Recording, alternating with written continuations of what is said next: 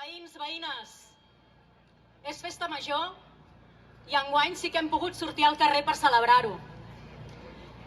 Des del 12 de març de l'any passat hem viscut una situació insòlita d'emergència sanitària que ens ha obligat a quedar-nos a casa i ha canviat la nostra manera de viure durant els darrers mesos.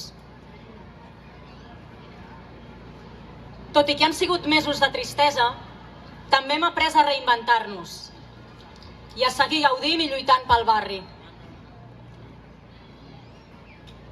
Seguir lluitant i treballant des de les xarxes veïnals de suport mutu i des de totes les entitats, des dels centres sanitaris i des dels centres educatius. Un fort agraïment a totes. I a poc el barri ha anat recuperant la normalitat. Les trobades, els passejos i els locals associatius han recuperat la vitalitat. I aquest primer cap de setmana de novembre, per fi, tenim un programa de festa major a les mans.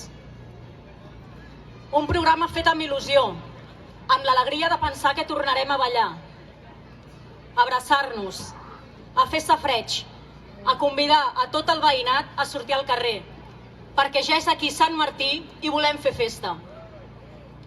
Ja hem celebrat barraques amb un gran èxit de públic, tot i que no m'ha agradat sentir que en algun moment de la nit hem hagut d'aturar la música perquè les violències masclistes han estat allà.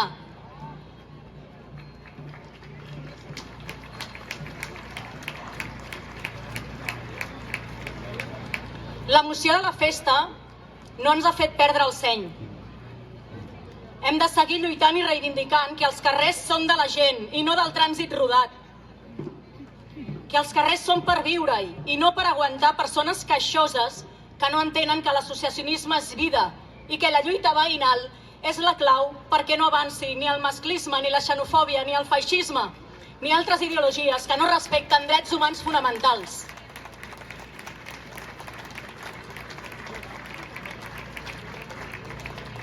L'any passat us vam prometre que enguany tornaríem més fortes, perquè cap virus ni cap normativa ens impedirà tornar a conquerir els carrers, tornar a omplir-los de vida i a seguir lluitant contra les injustícies.